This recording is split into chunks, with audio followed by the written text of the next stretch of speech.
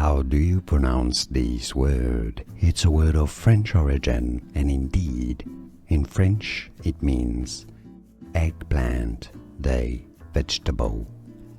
For reference in French it's said as aubergine. It's the name of a color as well in English, a type of purple color. In English, aubergine, aubergine.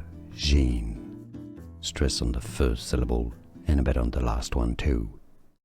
Aubergine.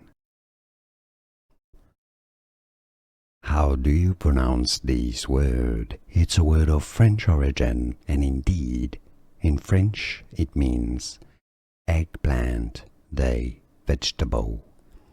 For reference in French it's said as aubergine.